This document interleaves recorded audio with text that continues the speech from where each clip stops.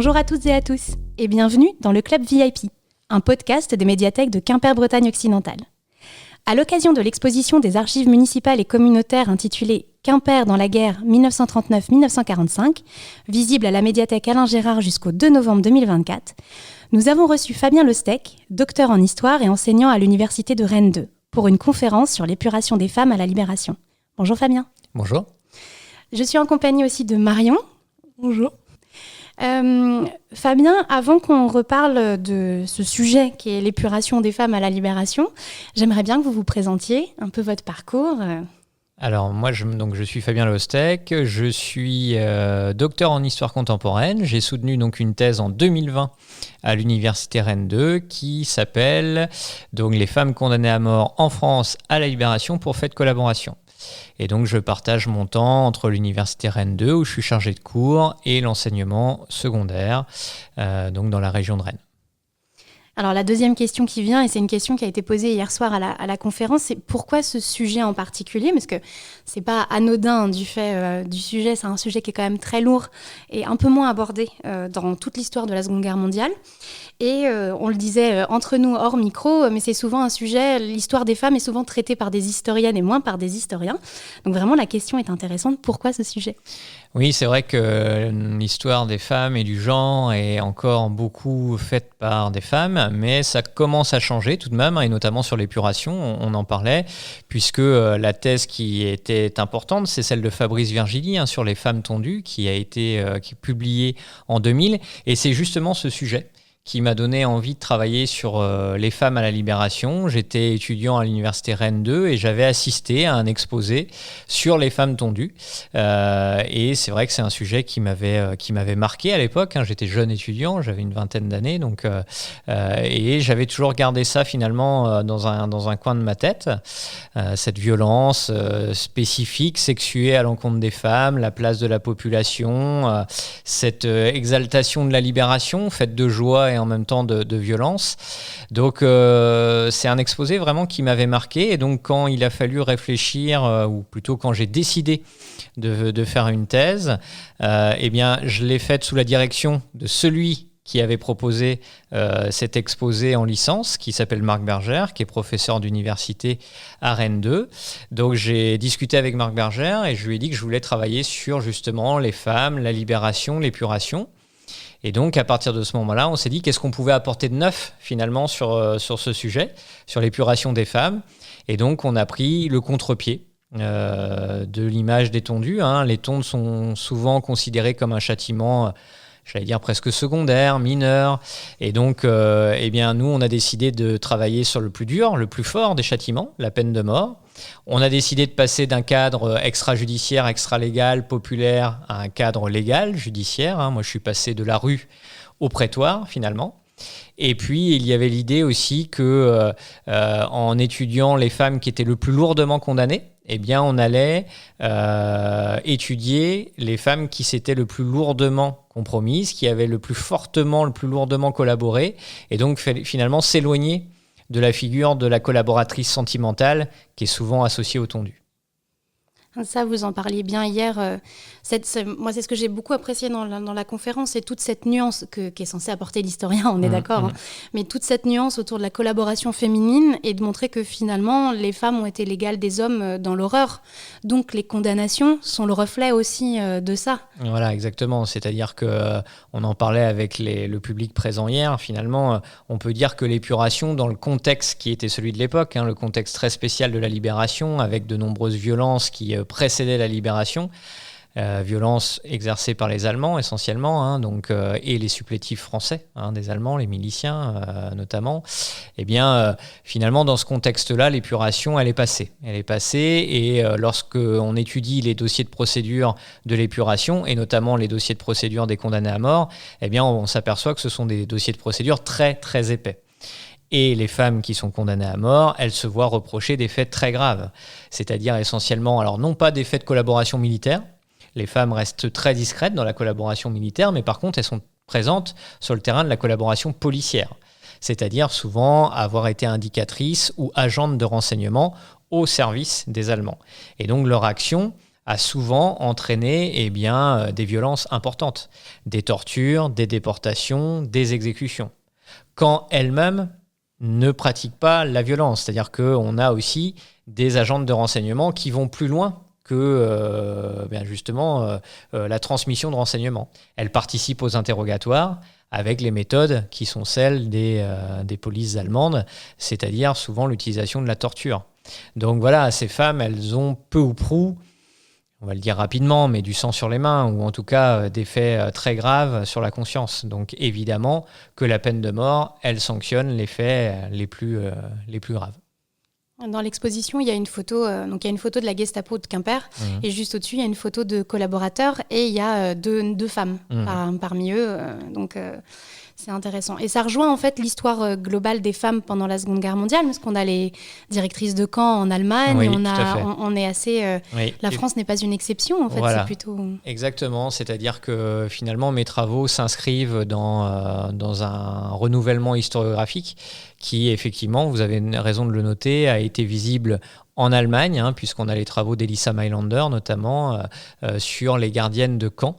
Et donc, en France, on en restait jusqu'à présent à l'image des collaboratrices sentimentales que j'évoquais tout à l'heure. Camille Fauroux avait également travaillé sur les travailleuses volontaires qui sont parties en Allemagne, avec déjà... Le terme de volontaire, comme elle l'explique très bien dans son ouvrage, peut poser question. Mais donc on avait ces deux figures-là qui étaient étudiées, un petit peu les délatrices également. Mais vous voyez, on passait à côté finalement des femmes collaborationnistes, c'est-à-dire des femmes qui ont véritablement adhéré, milité, voire, comme je disais, utilisé la violence au service des Allemands. Alors les femmes, bien entendu, sont en proportion moins présentes que les hommes. Elles restent minoritaires dans cet univers-là, mais il n'empêche, comme vous l'avez dit pour débuter ce podcast, qu'elles sont aussi là et elles agissent à l'égal des hommes dans les salles d'interrogatoire, par exemple. Vous disiez hier que parfois les femmes sont peut-être plus sévères que les hommes dans les actes de torture, plus provocatrices parfois pour les amadouer et revenir encore plus fort. Oui, alors, c'est-à-dire que la violence des femmes dans les salles d'interrogatoire, elle est toujours plus dure à saisir que la violence des hommes. Parce que souvent, ceux qui témoignent sont des hommes. C'est-à-dire qu'on a des femmes qui ont été torturées aussi, il ne faut pas les oublier, mais l'essentiel, ce sont des résistants. Et donc, ils nous donnent leur vision de leur salle d'interrogatoire et de la salle d'interrogatoire. Et donc, évidemment, moi, ce que j'ai pu observer, par exemple, quand on a des femmes et des hommes qui sont présents dans la salle d'interrogatoire, mais qui n'administrent pas eux-mêmes la violence, c'est systématiquement l'attitude des femmes qui est relevée. On va reprocher aux femmes, par exemple, d'avoir embrassé les bourreaux entre deux coups portés. On va les accuser d'avoir eu finalement une attitude déplacée, et notamment tout ce qui tourne justement à la relation au corps, aux relations c'est un peu l'image de la femme fatale qui ressort. Donc, et puis, il y a aussi parfois la difficulté à associer à la libération, notamment de la part des juges, quand on leur transmet ces informations-là, que des femmes ont été présentes dans la salle d'interrogatoire et que parfois elles ont pu elles-mêmes faire usage de la violence, les juges peinent parfois à associer justement violence et femmes. Et ils peinent aussi à associer violence féminine qui s'explique par des motivations politiques. Et donc on va chercher d'autres explications. Pourquoi ces femmes ont été violentes? Et donc là, on dérive souvent vers des explications plus psychologiques, ou alors aussi par la sexualité. C'est-à-dire que finalement, on va fouiller beaucoup la vie privée, la vie intime des femmes pour expliquer leur comportement hors norme, mais on explique très rarement leur comportement par des mobiles idéologiques politiques. Alors que pour les hommes qui ont été violents, ça paraît être une évidence. S'ils ont été violents, c'est parce qu'ils étaient convaincus par la politique, soit vichyste, soit nazie. Pour les femmes, c'est moins évident. Donc il y a tout un imaginaire, si vous voulez, autour des femmes qui rend leur violence plus difficile à saisir. Mais il n'empêche que quand on regarde les faits qui leur sont reprochés, effectivement, elles utilisent finalement les pratiques de la torture comme les hommes ont pu le faire. Donc je dirais que la différence, elle n'est pas tant au niveau des pratiques réelles que de l'imaginaire qui entoure la violence des femmes. Et on parle de l'imaginaire, le rapport systématique au corps des femmes. Donc on disait les tontes, c'est une vengeance sexuée sur le corps. Mais en vrai, c'est un imaginaire qu'on retrouve partout, même sur les résistantes, où pour moi, ça revient avec, alors, on dirait si vous n'êtes pas d'accord, mais il y a ce mythe de l'espionne avec Mata Hari qui récupère des informations sur l'oreiller. Et quand on a travaillé un peu sur des résistantes, on voit, bah oui, mais il y a des résistantes qui ont peut-être couché avec des collaborateurs pour récupérer des informations. Systématiquement, les actes, que ça soit de violence, de collaboration ou de résistance, on a tendance à tout faire passer par le corps des femmes, comme si finalement, c'était leur seul outil, quoi. On revient toujours à cette question et ça reste très très fort dans les imaginaires, alors qu'on sait qu'on a par exemple des résistantes communistes qui ont pris les armes parce que c'est plus dans l'idéologie communiste. On a les escadrons volants en URSS avec les femmes pilotes. Enfin, on a des femmes qui sont capables de bien d'autres choses que de ça, mais ça reste la première chose dont on parle. Complètement, c'est-à-dire que vous avez raison, si on devait résumer, alors pour la partie collaboration, mais vous avez raison, on va en reparler pour la résistance, on le retrouve aussi, c'est-à-dire que la collaboration, il y avait l'image de la collaboratrice sentimentale, je l'ai dit, la figure de la délatrice aussi, c'est intéressant, qui se détache, c'est-à-dire que certains historiens ont à certains moments assimilé la délation à un crime de faible, effectué essentiellement par le sexe faible. Donc c'était intéressant cette association là aussi entre femmes et délation. Et vous avez raison, la figure de l'espionne. Figure de l'espionne qui, là encore, associe le charme des femmes, le corps des femmes qui serait un instrument pour obtenir des informations, chose qu'on retrouve peu, voire pas du tout chez les hommes. Et dans la résistance, effectivement, il y a aussi une figure qui se démarque, c'est la figure de l'agente de liaison. Souvent, on a des témoignages qui existent, c'est vrai, sur des résistants qui disent que ces femmes pouvaient, par exemple, passer plus facilement les contrôles allemands parce que, justement, elles charmaient les Allemands et pouvaient, du coup, passer plus facilement à travers les lignes, entre guillemets, de contrôle. Donc, cet imaginaire-là, effectivement, il est très présent et on en revient à ce qu'on disait, c'est-à-dire que dans l'imaginaire collectif, finalement, les motivations politiques des femmes sont souvent effacées, invisibilisées. Et ça, c'est intéressant, ça nous dit aussi beaucoup finalement de notre société actuelle et de ce que retient la mémoire et de ce que retient la société d'aujourd'hui. Oui, parce que quand on écoute des vraies espionnes actuelles, il y a eu plusieurs émissions sur des femmes qui ont travaillé pour la CIA, pour le KGB, pour même le Mossad. En fait, quand on écoute leur récit de vie, on est vraiment très, très, très loin de Mata Hari. On est dans quelque chose, c'est du déguisement, c'est travailler dans une société pour récupérer des informations, mais on n'est pas du tout dans ce domaine-là. La plupart d'entre elles sont mariées, elles ont des enfants, enfin, c'est des agents de bureau, en fait. Donc, on a vraiment un écart assez fort entre cette image et la réalité. Oui, complètement. Mais ce que je retrouve aussi d'ailleurs au moment de la Seconde Guerre mondiale et de l'occupation, ce qui est intéressant, c'est l'étude des dossiers de procédure. C'est-à-dire que quand on regarde des dossiers de procédure, moi j'ai pu établir que sur environ 650 femmes condamnées à mort en France à la Libération, je peux apporter la preuve que la moitié d'entre elles ont eu des relations sexuelles, sentimentales avec des Allemands. Par contre, dans tous les dossiers de procédure ou presque, cette image de femme qui a charmé, qui a eu des relations intimes avec les Allemands revient. Donc, en fait, on en revient toujours à cette idée-là, c'est-à-dire que, il suffit pas que la collaboratrice ait trahi son pays. Il faut aussi, en quelque sorte, qu'elle soit une femme hors norme. Et une femme hors norme, notamment d'un point de vue sexuelle. C'est-à-dire que les collaboratrices sont forcément dans l'imaginaire collectif des femmes qui ont transgressé les rôles de genre. Et donc l'épuration a aussi une fonction de rétablissement d'un certain ordre moral et social masculin. Et ça, c'est intéressant parce qu'on parlait des résistantes tout à l'heure. Tout de même, à la Libération, il y a comme deux figures opposée qui se dégage. C'est-à-dire la résistante, elle n'a pu être qu'une bonne mère de famille, une bonne épouse, une bonne ménagère, comme on disait à l'époque. Et d'ailleurs, l'image importante de la résistante, c'est aussi la résistante qui a résisté depuis le pas de sa porte. Donc le domaine de l'intérieur a aussi peut être un lieu de résistance, c'est-à-dire que les femmes ont pu héberger, par exemple, des soldats qui étaient pourchassés, des prisonniers de guerre. Donc la résistance à l'intérieur du foyer.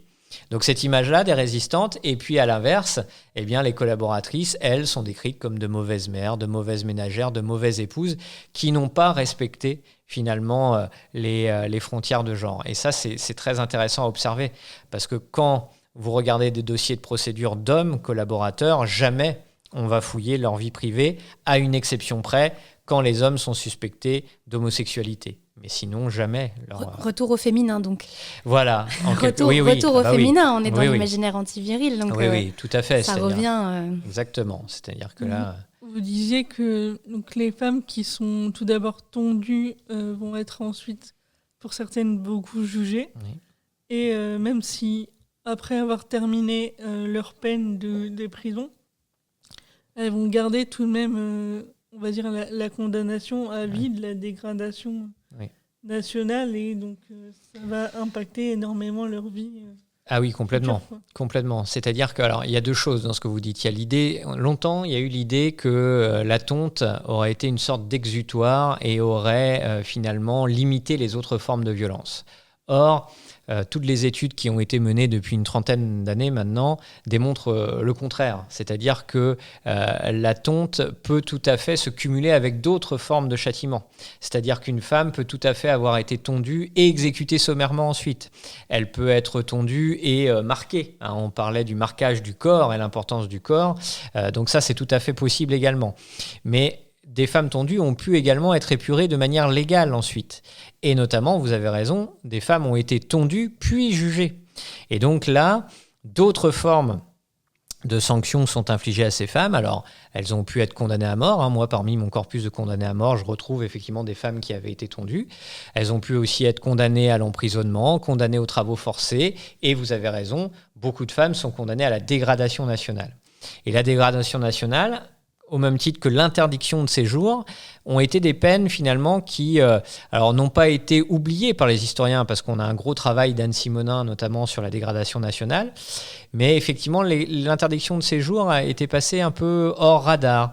Or, on s'aperçoit depuis quelques années que ces deux peines sont celles finalement qui marquent le plus durablement la vie des épurés ensuite.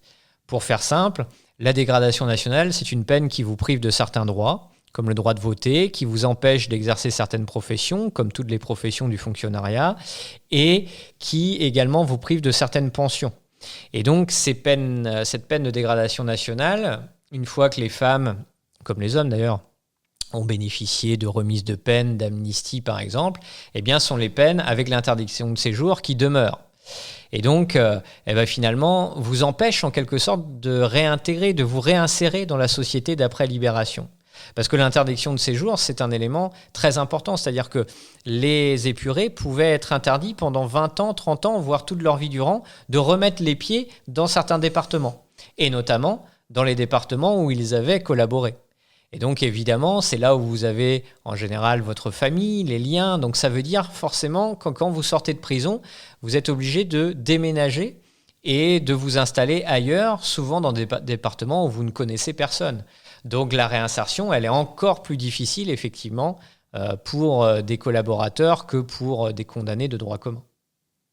Peut-être plus à ce moment-là, dans les années 45-50, oui, où la place de la femme, c'était dépendante, je dirais, de la place du père, peut-être, ou d'un mari. Ou... Ah oui, complètement. Mais ça, c'est aussi un élément qu'on retrouve à la Libération, c'est-à-dire que finalement, les femmes adoptent, ou en tout cas, on leur attribue l'identité de l'homme qu'elles fréquentaient à l'époque. D'ailleurs, c'est pas anodin, vous voyez, que les épurés soient souvent surnommés des poules ou des femmes à boche à l'époque. Les termes sont assez importants, c'est-à-dire que il y a en quelque sorte un processus de germanisation. C'est Luc Capdevila qui le démontrait très bien dans sa thèse sur les Bretons au lendemain de l'occupation. C'est-à-dire que ces femmes, on leur dénie leur identité de française, et donc elles deviennent en quelque sorte, allemandes.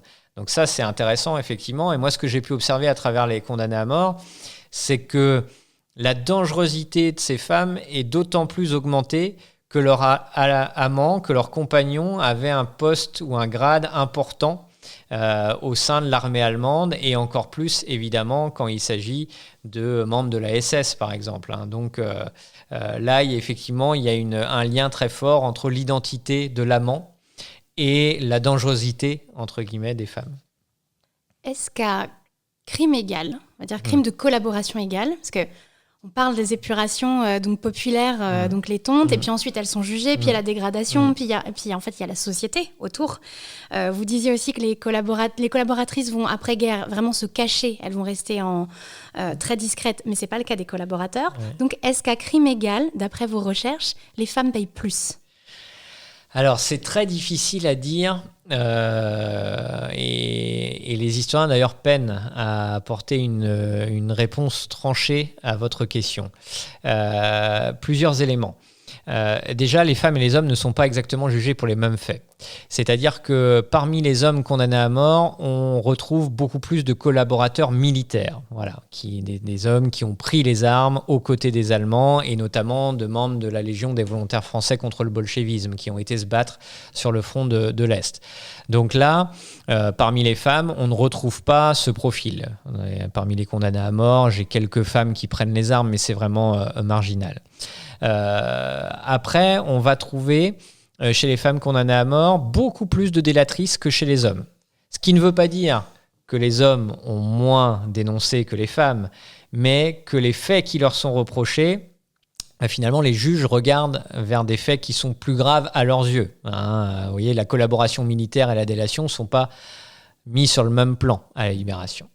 Là où on pourrait avoir des faits identiques, c'est davantage sur la collaboration policière, puisque ça concerne une grosse part de mes condamnés à mort, des condamnés à mort, et aussi des hommes condamnés à mort. Donc là, on aurait une comparaison qui serait possible. Après, ce qui est sûr, c'est que le genre peut être une circonstance aggravante, mais peut aussi être utilisé par les femmes comme un argument de défense. Si on regarde les chiffres, c'est sûr que les femmes sont très peu présentes parmi les condamnés à mort et les exécutés. Je rappelle qu'en France, on enregistre 1500 exécutés légaux à la Libération. Les femmes, 46 exécutés. Donc on peut dire comme ça, 46 sur 1500, c'est 3%. Les femmes sont minoritaires, donc évidemment, leur sexe, leur genre, là pour le coup, joue en leur faveur.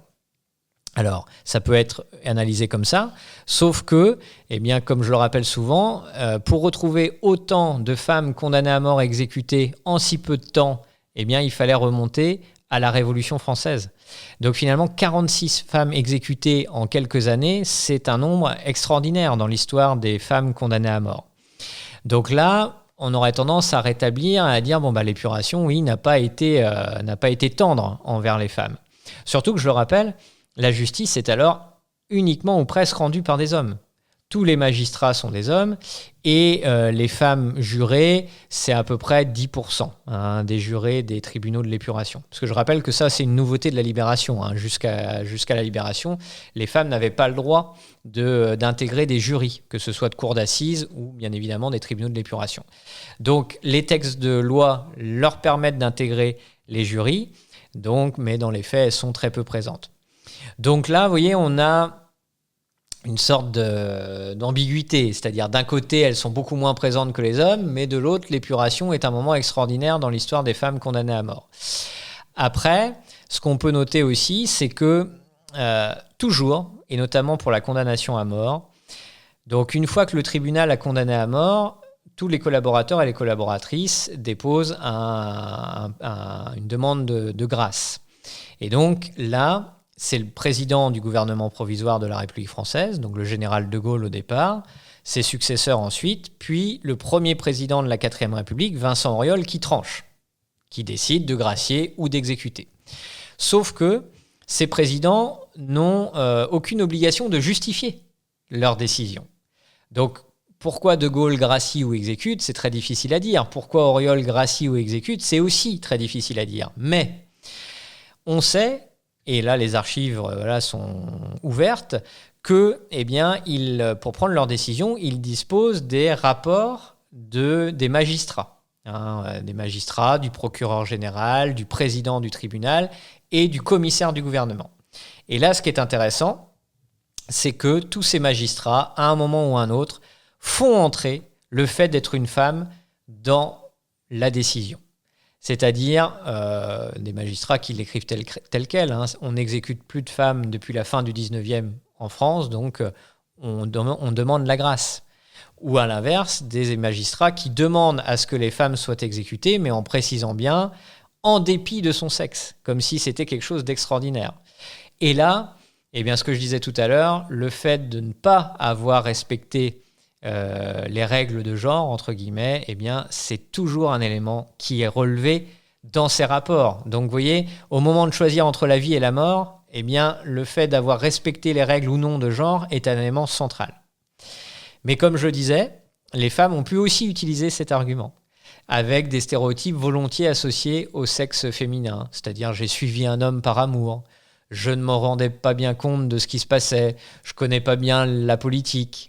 J'ai même des femmes qui disent que finalement, entre la Gestapo et la Résistance, elles ne savaient pas très bien qui était qui. Donc vous voyez, elles jouent sur une supposée naïveté qu'on attribue volontiers aux femmes pour essayer de se dédouaner. Donc, j'en reviens à votre question, très difficile de trancher, vous voyez, parce que cet élément sexué, voire sexuel, rentre en compte, mais jusqu'à quel point, c'est difficile de le dire. Ça joue plus sur le côté moral, peut-être, le poids que la société va faire peser, plutôt que sur les condamnations effectives, finalement. Oui, vous avez raison, c'est-à-dire que j'ai envie de vous dire que la peine de mort en elle-même montre que les femmes, ou en tout cas une partie d'entre elles, n'ont pas échappé à l'épuration, et ça, c'est un élément important, c'est-à-dire que ces femmes ont commis des faits très graves, et c'est avant tout cela qu'on leur reproche, et c'est avant tout pour cela qu'elles sont condamnées. Donc là, effectivement, il ne s'agit pas de dire que l'épuration a condamné des femmes pour une morale défaillante. Mais, et ça c'est un élément important, elles ont effectivement des faits très graves à se reprocher, mais là, à côté de la peine, j'ai envie de dire pénale, il y a aussi un châtiment moral. Et ça, effectivement, c'est une spécificité des collaboratrices. Dans les dossiers de procédure, c'est ce qu'on disait tout à l'heure, il y a des enquêtes vraiment très poussées sur la sexualité des femmes. On fait notamment appel à des experts, des médecins psychiatres pour faire un examen. Et donc là, on a des questions très précises sur la fréquence des rapports sexuels, sur les règles des femmes, sur la manière dont s'est passé leur accouchement. Pourquoi ? Parce que tous ces moments, l'accouchement, la période des règles, les relations sexuelles, sont vécus finalement, ou sont perçus plus exactement, par les médecins comme des moments où finalement les femmes perdraient le contrôle d'elles-mêmes, le contrôle de leur corps, voire le contrôle de leur esprit. Et donc on explique leur collaboration par ces défaillances-là. Donc, ce qui est perçu comme bien évidemment une défaillance. Donc c'est très intéressant à observer. Et ça mériterait d'ailleurs, à mon sens, des analyses plus poussées de la part des historiens, parce que ces expertises, elles sont très très riches. Mais force est de constater parfois que l'historien aurait besoin de l'aide de collègues psychologues, notamment anthropologues, pour étudier toutes ces données. Vous disiez que l'épuration en Bretagne avait été particulièrement sévère parce que la Bretagne était un des premiers territoires résistants. Et donc la Bretagne faisant aussi partie de la zone nord de la ligne de démarcation, c'est la zone nord en fait qui avait eu le plus de condamnations légales par rapport à la zone sud, alors que c'est la zone sud qui avait le plus de maquis. Oui, alors ça c'est intéressant, c'est-à-dire que il y a plusieurs choses. C'est-à-dire que la Bretagne est une région particulièrement répressive effectivement à l'égard des femmes, pour plusieurs choses. Des tontes, on en trouve en Bretagne comme ailleurs en France, j'ai envie de dire là-dessus, rien de spécifique à la région. Par contre, alors que l'on enregistre environ un quart de femmes parmi les exécutés sommaires, donc en dehors de tout cadre légal, en Bretagne, les femmes représentent 1/3 des exécutés sommaires. Donc on voit bien qu'elles sont surreprésentées en Bretagne parmi les individus exécutés en dehors des tribunaux. Et vous mettez le doigt sur un élément très important. Les femmes, effectivement, en Bretagne, représentent plus de 40% des justiciables de l'épuration. Donc là, on est dans un cadre légal. 40%, alors que la moyenne nationale est à 26%. 26%, et que ce soit la moyenne nationale ou la moyenne bretonne, on est très au-dessus des moyennes habituelles. C'est-à-dire que les femmes, en temps ordinaire, représentent environ 10% des individus qui sont jugés au pénal, et ce, depuis la fin du 19e siècle. Donc on voit bien que la libération est un moment extraordinaire en France, mais encore plus en Bretagne. Mais là, je mettrai un petit bémol. C'est une spécificité effectivement non pas bretonne, mais de l'ancienne zone nord, comme vous l'avez dit. C'est-à-dire que ces taux de 30 voire 40% de femmes parmi les justiciables, on les retrouve surtout dans l'ancienne zone nord, ce qui veut dire que le poids et la durée de l'occupation sont des éléments capitaux pour comprendre ces chiffres. Plus l'occupation a été lourde, plus l'occupation a été longue, plus les femmes sont présentes devant les tribunaux. Alors que c'est l'inverse pour les exécutions sommaires, vous avez raison de le souligner, c'est-à-dire que les régions où on va trouver le plus grand nombre d'exécutions sommaires, ce sont surtout des régions de l'ancienne zone sud, là où les maquis étaient les plus importants. Mais en Bretagne, on a eu aussi des maquis, et notamment dans la Bretagne centrale, à la limite notamment des Côtes d'Armor actuelles et du Morbihan. Et donc là, on retrouve un fort nombre d'exécutés sommaires dans les Côtes d'Armor et dans le Morbihan. Donc effectivement, tous ces données cumulées font que, oui, la Bretagne se démarque tout de même, parce que vous voyez, 1/3 de femmes parmi les exécutés sommaires, 40% de femmes parmi les justiciables. Là, on a des taux qui sont très très forts et très importants. Et vous disiez aussi que, au vu de la longueur de l'occupation en fait, dans la zone nord, on va dire que les repérages, si on peut dire ça, des femmes à exécuter, à tondre, duraient depuis les débuts de la guerre, et ils avaient fait une liste de ces femmes à C'est-à-dire que ça vient nuancer aussi, vous voyez, l'image d'une épuration populaire qu'on a longtemps appelée sauvage, voilà, une image d'épuration un peu explosive, vous voyez, qui spontanée de la libération. En fait, tous les travaux des historiens démontrent que cette épuration, elle avait été annoncée, vous avez raison, de longue date. Dès les premiers mois de l'occupation, les premières années de l'occupation, les résistants, voire la population, menacent les femmes et les hommes, mais encore plus les femmes, de châtiment, et notamment du châtiment de la tonte. C'est-à-dire que quand la libération advient, les tontes ne surprennent finalement personne, parce qu'elles avaient été annoncées, effectivement, vous avez raison, et pour certaines d'entre elles, déjà faites. C'est-à-dire qu'on a des femmes qui sont tondues, ici, dans le Finistère, à partir de l'année 1943. Dans le pays bigoudin notamment.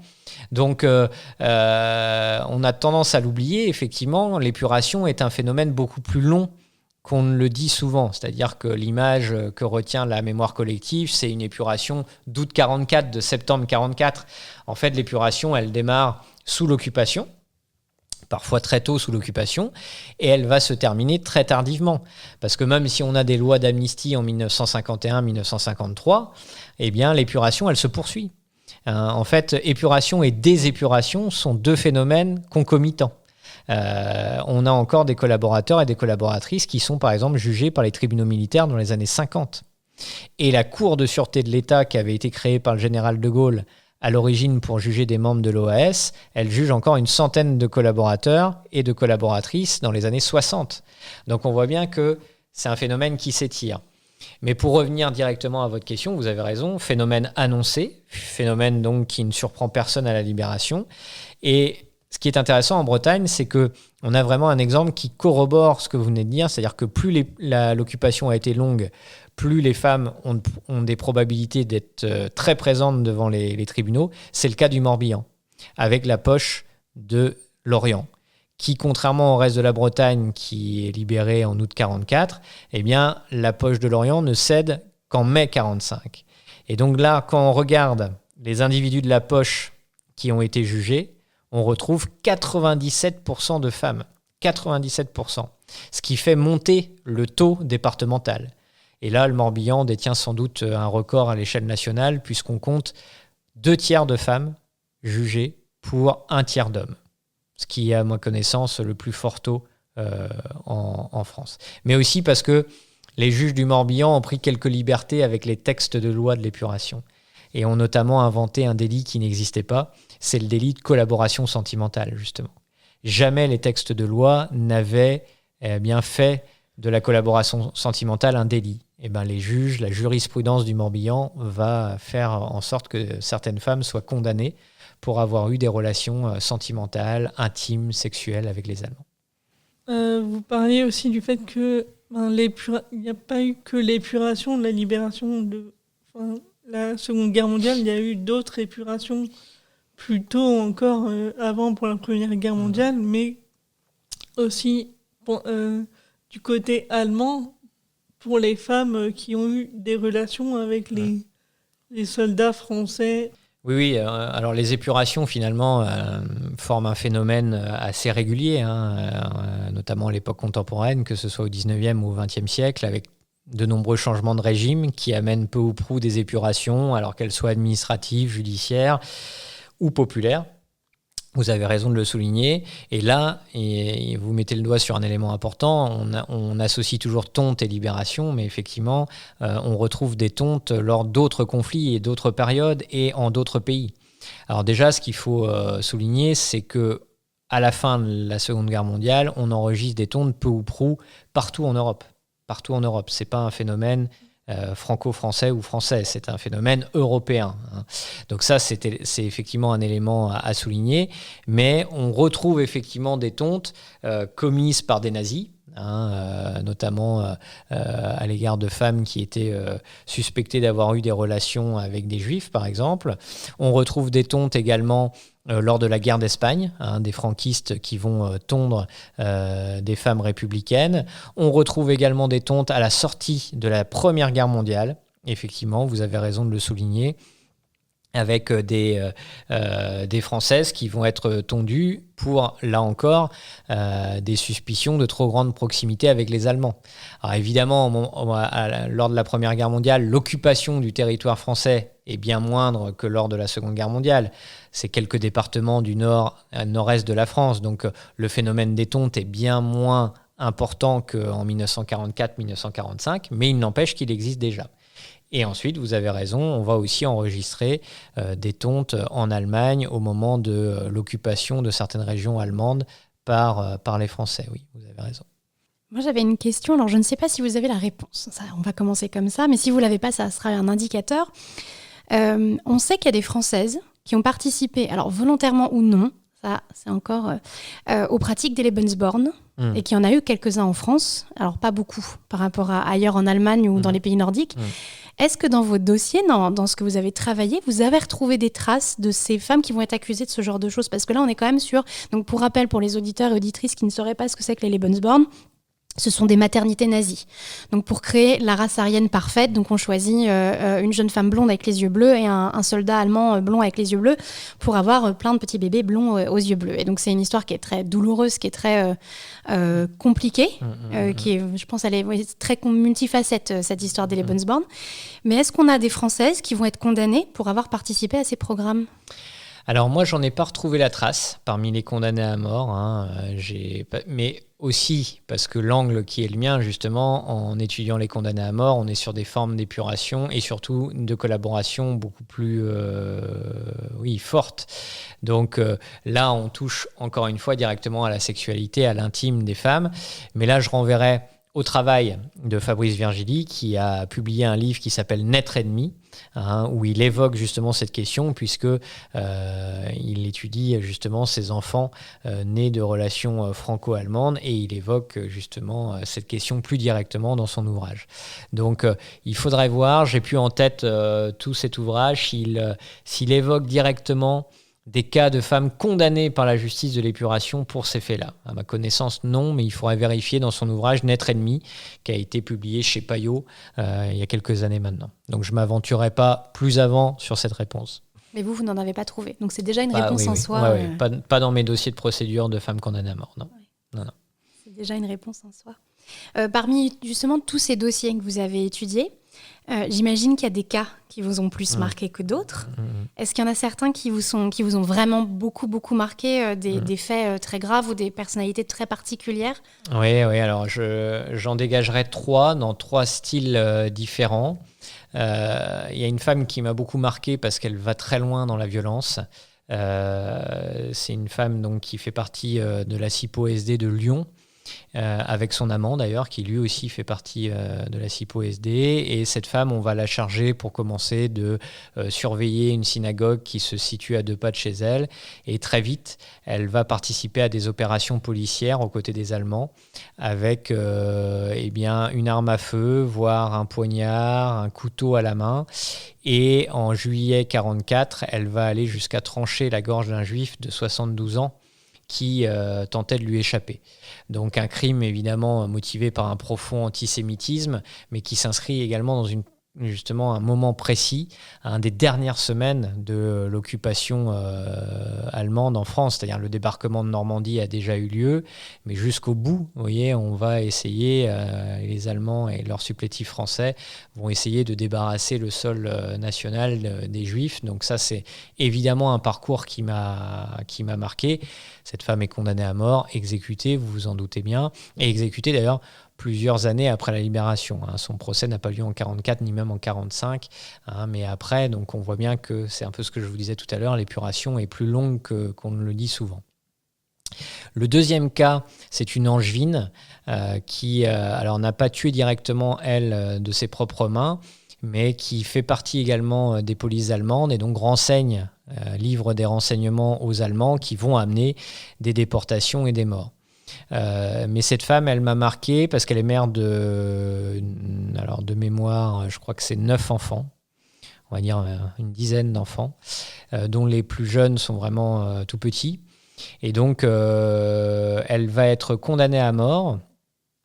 Et alors que toutes les condamnées à mort disent qu'elles ont beaucoup de mal à s'endormir, elles passent de très mauvaises nuits parce que, évidemment, elles ont peur d'être réveillées au petit matin pour être envoyées devant le peloton d'exécution, non pas la guillotine. Je rappelle que tous les collaborateurs et les collaboratrices sont fusillés et non guillotinés. Donc toutes les condamnées à mort disent ça, sauf elle. Elle passe de très bonnes nuits parce qu'elle le dit d'ailleurs, telle qu'elle. Elle connaît son histoire. Et elle sait qu'en France, on n'exécute plus de femmes en temps de paix depuis 1887. La tradition voulait que les présidents de la République graciaient toutes les femmes. Et donc, elle le dit, en France, on n'exécute plus de femmes. Sauf que, elle va être, on va lui refuser sa grâce, elle va être amenée devant le peloton d'exécution. Et au moment, juste avant d'être fusillée, elle va justement afficher une photographie de ses enfants, accrocher une photographie de ses enfants sur sa poitrine, pour bien signifier finalement aux soldats qui vont la fusiller qu'ils tuent plus qu'une femme, une mère de famille nombreuse, et donc qu'ils vont laisser des orphelins. Donc ça, c'est un autre cas qui a retenu mon attention.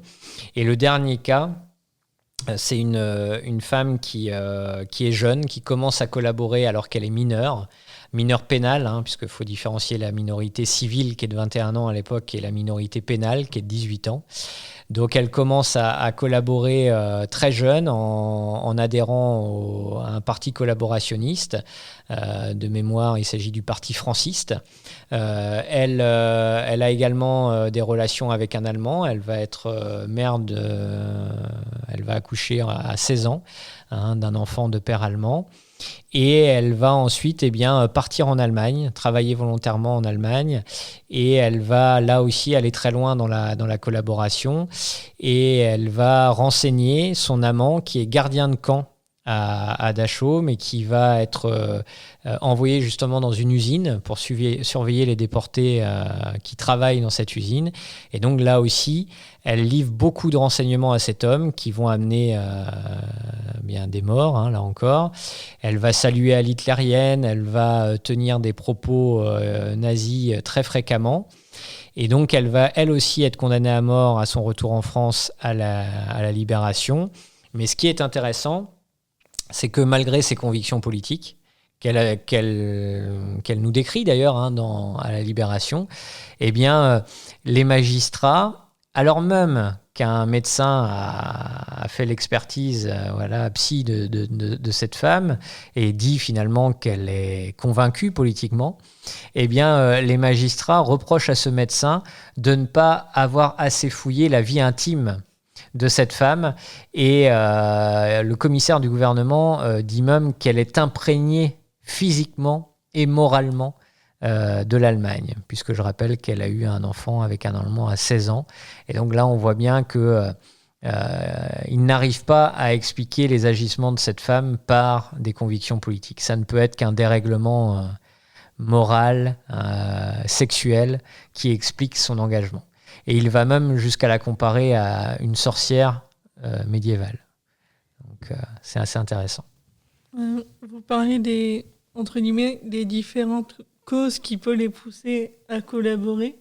Il y a la collaboration donc sentimentale, mais parfois, certaines, c'est pour avoir des aides pour nourrir leurs enfants, leur famille, et parfois aussi pour réussir à s'émanciper d'une famille où elles ont des relations complexes, ou d'un mari aussi. Oui. Alors, je dirais qu'il y a 2 temps, finalement. C'est-à-dire que moi, ce que j'ai pu observer à travers les condamnés à mort, il s'agit essentiellement de femmes qui évoluent dans l'entourage des Allemands avant de s'engager plus avant dans la collaboration. Donc ça peut être, vous avez raison, des femmes qui ont des relations sentimentales avec des Allemands, plus souvent encore des femmes qui travaillent pour les Allemands, en tant que sténodactylo, comme on disait à l'époque, en tant que femme de ménage, entre guillemets, en tant que cuisinière, etc., etc.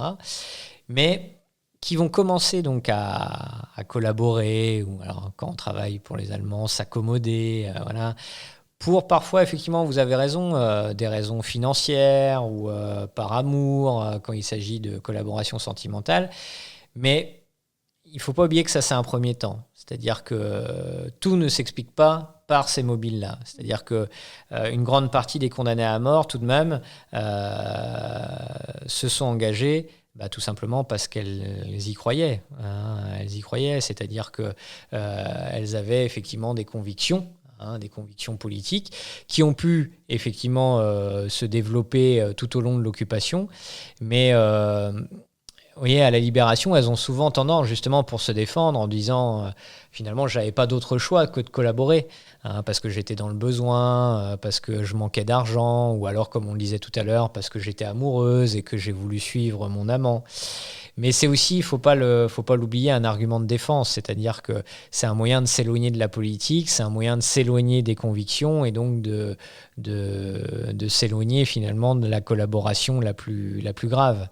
Donc j'ai envie de vous dire oui, ça peut être un marchepied, ces mobiles que vous évoquez, mais il ne faut pas oublier tout de même que les femmes, comme les hommes, ont pu collaborer encore une fois parce qu'elles avaient de réelles convictions politiques.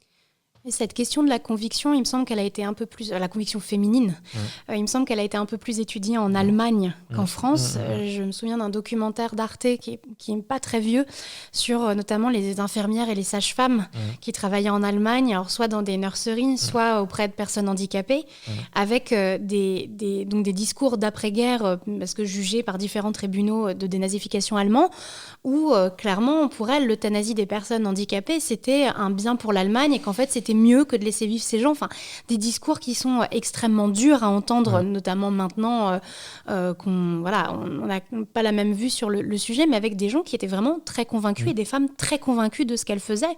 Donc c'est intéressant. Puis cette façon de nier l'implication politique des femmes, c'est alors qu'on on va nier l'implication politique des femmes, la conviction politique des femmes pour les condamnés, pour les collaboratrices, on va les ramener à leur corps.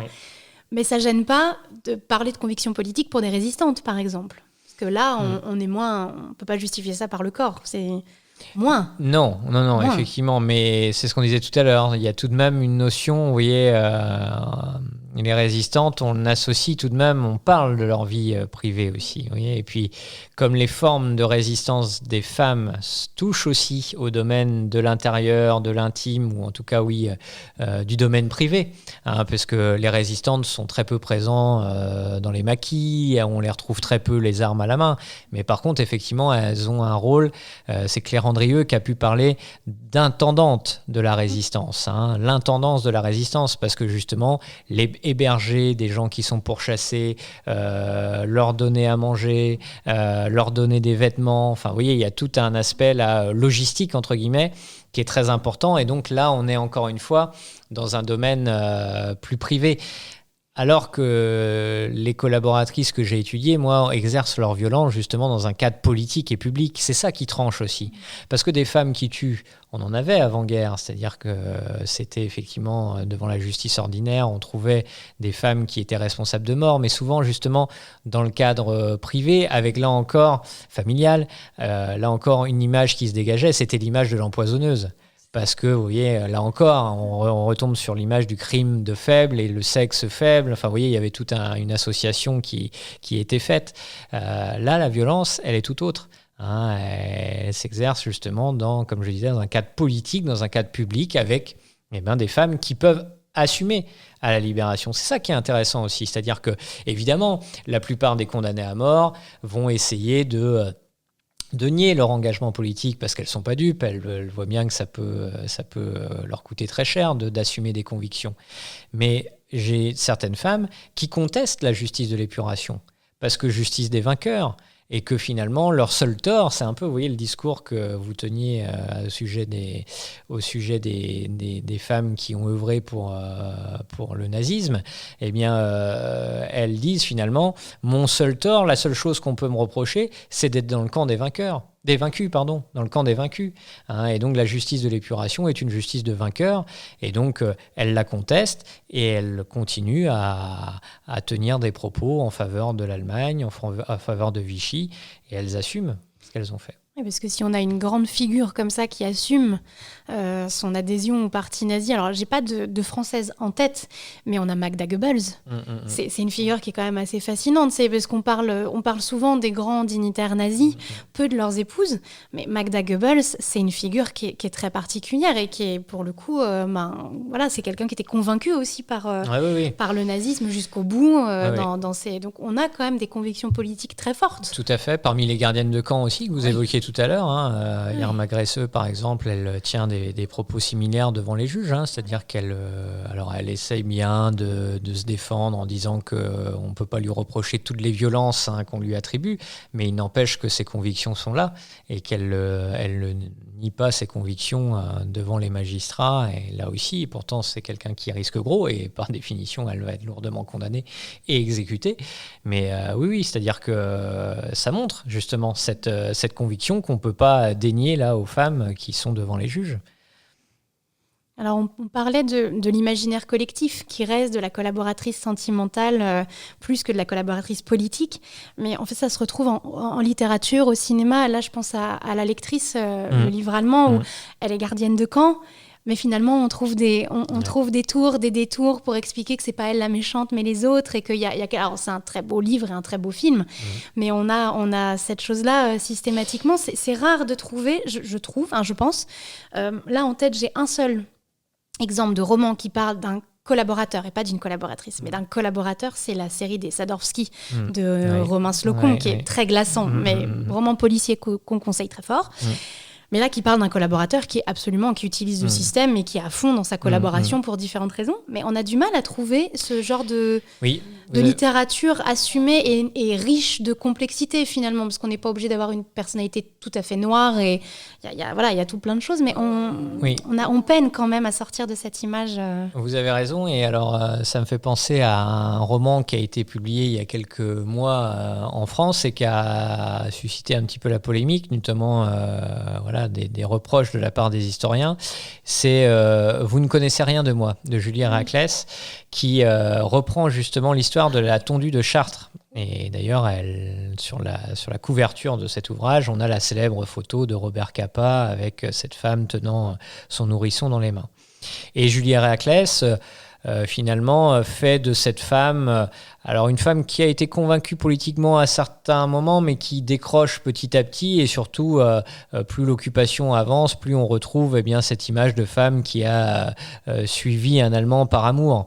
Alors que toutes les études ont démontré, et on a des études, y compris une étude de 2 collègues historiens sur la tondue de Chartres, qui ont retracé le parcours de cette femme, et on sait que cette femme, Simone Touzeau, elle était tout sauf une collaboratrice qui a suivi par amour un Allemand. C'est-à-dire c'est quelqu'un de convaincu, qui a été adhérente, là encore, d'un parti collaborationniste, qui est suspecté de délation à la Libération. Et donc là, on retombe, comme vous le disiez, dans des images, finalement, sur l'image forte que retient la mémoire collective, mais qui ne va pas à contre-courant, là, pour le coup. Et c'est un peu dérangeant, parce que, vous voyez, alors après, c'est la liberté du romancier, et c'est très bien écrit, son ouvrage est très agréable à lire, mais vous voyez, ça s'éloigne, et ça va même à l'encontre des études historiques qui ont été faites sur cette femme, qui montrent des convictions qui sont oubliées ou en tout cas marginalisées dans l'ouvrage. Alors qu'on aurait besoin de ces portraits complexes.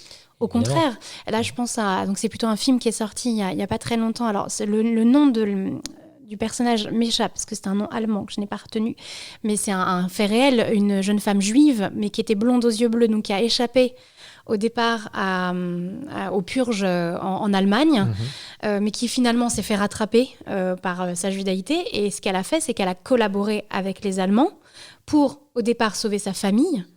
Mais on sait, les historiens ont montré que même une fois que sa famille avait été arrêtée, déportée, elle a continué jusqu'à la fin de la guerre à donner des noms de juifs qu'elle fréquentait, et parce qu'en fait, elle faisait partie de ces petits réseaux où ils cachaient des gens, et en fait, elle donnait tout aux Allemands.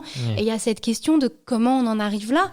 Et c'est une personnalité qui est très complexe, pour le coup, dont la littérature devrait peut-être plus s'emparer que de ramener tout à la sentimentalité des femmes et au... Après, vous voyez, je pense que les romans, les écrivains, ils baignent dans notre société, c'est-à-dire qu'avec l'imaginaire collectif qui va avec, et que finalement, ils se laissent aussi souvent porter par cet imaginaire. Je pense que quand quelqu'un se saisit justement, on a des romans sur des femmes tondues, mais on en revient toujours à ça, effectivement. Vous voyez, Fabrice Virgili qui a fait sa thèse sur les femmes tondues, c'est publié en 2000, donc ça fait 24 ans. Et Fabrice Virgili, comme moi, et comme d'autres collègues, alors évidemment, on ne touche pas le même nombre de personnes qu'un écrivain qui va vendre son ouvrage à des dizaines de milliers d'exemplaires. Mais cette parole de l'historien, elle est tout de même, on peut la trouver aujourd'hui. Mais force est de constater qu'elle imprègne peu ou marginalement la mémoire et l'imaginaire collectif. On en reste effectivement à ces images. Et là, vous avez raison, c'est-à-dire que ça mériterait effectivement d'ajouter un peu de complexité dans certains romans, certains documentaires, en dehors du cadre strictement réservé aux historiens, on va dire. Je me dis que certaines des condamnées à mort que vous avez sur lesquelles vous avez travaillé, qui ont été condamnées pour des faits de collaboration très, très, très extrêmes et très motivés politiquement, si on racontait leur histoire en disant qu'elles ont fait ça par amour pour quelqu'un, ça se trouve, elles-mêmes, elles seraient indignées de cette représentation. Oui, c'est-à-dire qu'il pourrait avoir effectivement pour certaines un décalage entre une certaine mémoire distordue, c'est-à-dire un décalage entre la manière dont les contemporains et les principales concernées ont vécu les faits et l'image qui en est donnée. Mais c'est un peu le problème aussi de l'épuration de manière générale, c'est-à-dire que effectivement, aujourd'hui, il y a tout un travail sur ce que disaient les collaborateurs et les anciens épurés de l'épuration. Et donc les premiers à se présenter comme des victimes, c'est le terme qu'ils emploient bien sûr, les victimes de l'épuration, évidemment c'est les anciens épurés eux-mêmes.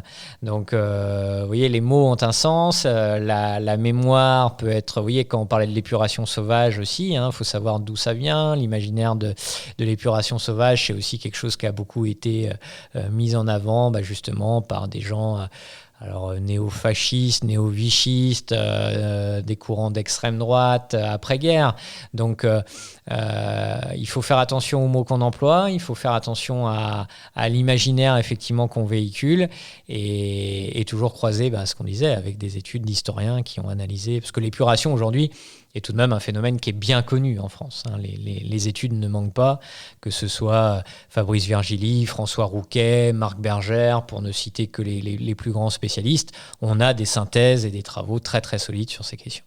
Vous parliez hier, vous avez eu une question d'une jeune femme qui vous demandait, mais ces femmes collaboratrices, est-ce que certaines ont pu rester dans les villages ou pas ? Vous disiez certaines ont été interdites de séjour dans leur village d'origine. Et je pense que certaines n'ont pas pu rester sous le poids des regards et oui, complètement. des insultes qu'elles ont reçues. Oui, c'est-à-dire que l'épuration est une tâche sociale pratiquement indélébile. C'est-à-dire que vous ayez été tondu ou jugé par les tribunaux de l'épuration, effectivement, c'est très difficile de rester dans le village et de poursuivre sa vie comme si de rien n'était. Les choses se savent, surtout dans les petits villages, qu'on soit en Bretagne ou ailleurs d'ailleurs. C'est-à-dire que même des années après, des dizaines d'années après, quand les épurés sont restés dans le village, il y avait toujours des mots qui circulaient, des bruits qui circulaient pour dire c'est la maison de la tondue ou c'est la maison de l'épuré ou du collabo ou de la collabo. Enfin, vous voyez, c'est très difficile, effectivement. Alors, certains ou certaines n'ont pas eu d'autre choix parce que déménager, c'est aussi pouvoir déménager. C'est pas quelque chose qui est forcément facile. Donc ceux qui ont été contraints de rester, effectivement, ont été stigmatisés à vie, avec parfois des cas extrêmes. J'ai en mémoire une tondue justement qui est la tondue de Saint-Flour dans le Cantal. Et cette tondue, cette femme, elle va être tondue en 1944 à la Libération de mémoire. Et ensuite, sa famille, et notamment son père, va la séquestrer finalement chez elle pendant des dizaines d'années. Et quand le père va mourir, le frère aîné va faire la même chose. Et donc, cette femme, elle n'aura le droit de sortir que la nuit en laisse. Son père puis son frère sortaient cette femme attachée finalement. Donc elle n'aura plus de contact du tout avec le reste de la société, tellement sa tonte a été vécue comme une humiliation par cette famille. Et elle va finalement être libérée en 1983. Donc vous voyez, bien après la libération, par les forces du GIGN.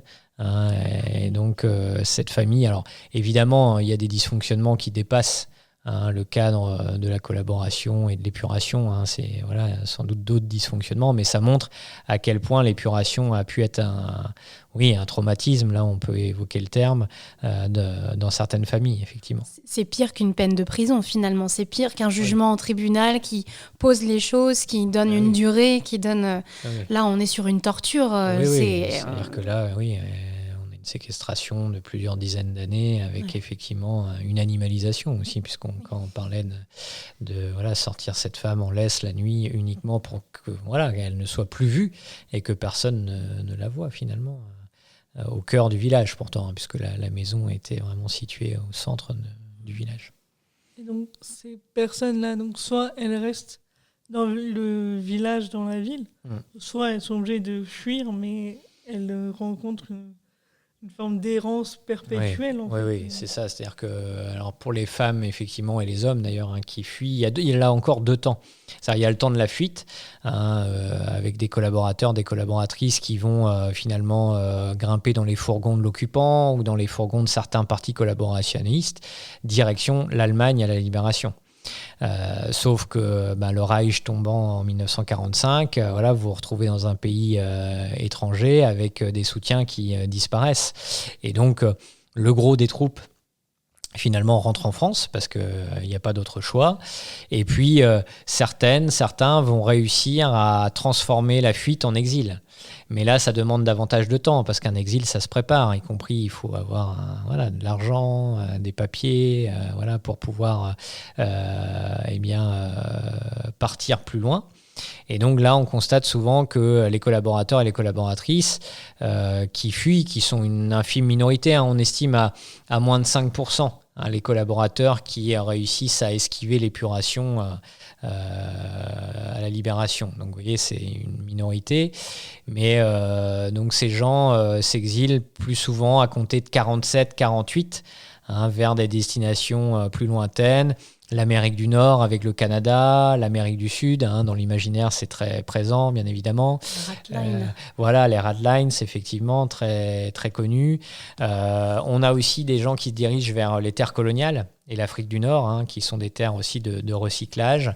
Et moi, je retrouvais également la Turquie comme destination pour certaines collaboratrices.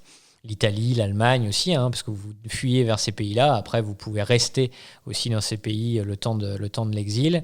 Mais avec toujours l'idée, chez bon nombre de personnes exilées, que l'exil est une parenthèse finalement. Et donc, une fois que les lois d'amnistie sont votées, là aussi, on a des vagues de retour de collaborateurs et de collaboratrices qui reviennent en France, sachant qu'elles n'ont plus là grand-chose qu'elles ne risquent plus grand-chose et qu'elles peuvent revenir de manière sereine. Mais oui, après, ceux qui s'en sortent le mieux en exil, ce sont finalement des gens qui disposent d'un certain capital, comme on le disait hier, un capital social, un capital économique, un capital culturel. Et quand vous n'avez pas tout ce capital, effectivement, et c'est le cas de la plupart des condamnés à mort, qui exerçaient des petits boulots, des emplois, vous voyez, qui sont issus de milieux populaires, qui exercent des professions, comme je disais tout à l'heure, de sténodactylo, de femmes de ménage, de cuisinières.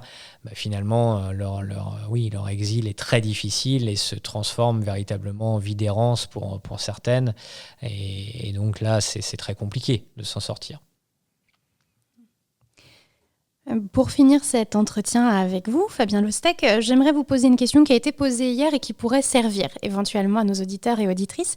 La question des archives. Parce que vous êtes allé aux archives pour trouver les documents et quelqu'un vous demandait si le commun des mortels avait accès aux documents ou s'il fallait forcément être historien-chercheur avec le petit papier qu'il faut tamponner de l'université tout bien comme il faut pour avoir accès aux documents. Donc si vous pouviez répondre, ça intéressera peut-être des gens qui font des recherches sur leur histoire familiale. Oui, tout à fait. Vous avez raison de souligner ce point. Et alors la réponse va être très simple de ce point de vue-là, c'est-à-dire que avant 2016, il fallait effectivement avoir une dérogation pour accéder notamment au dossier de procédure de la justice de l'épuration. Donc il fallait obtenir l'accord du procureur général de la Cour d'appel. Depuis 2016, et un décret qui est passé sous François Hollande, toutes les archives de l'épuration sont librement communicables. Donc c'est-à-dire que tout à chacun peut effectivement se rendre aux archives départementales. Alors soit les archives départementales du siège de la Cour d'appel, c'est le cas notamment en Bretagne. Toutes les archives de l'épuration, des tribunaux de l'épuration sont conservées à Rennes, aux archives départementales d'Ille-et-Vilaine. Que la personne ait été jugée dans le Finistère, dans les Côtes-d'Armor, dans le Morbihan ou la Loire-Atlantique, Loire inférieure de l'époque, puisque la Cour d'appel, c'était la Bretagne aux 5 départements. Donc en Bretagne, c'est aux archives départementales d'Ille-et-Vilaine. Tout est librement consultable. Il suffit effectivement de consulter les arrêts de jugement et de retrouver la personne que l'on recherche. Et ensuite, à partir du numéro de l'arrêt de jugement, vous avez un numéro de dossier qui correspond et vous avez accès au dossier de procédure. Donc j'ai envie de dire que c'est très simple d'accès. Et puis vous avez des archivistes, pour les personnes qui n'ont jamais mis les pieds effectivement dans des archives départementales, vous avez des archivistes qui peuvent vous guider pour retrouver effectivement la trace de ces personnes.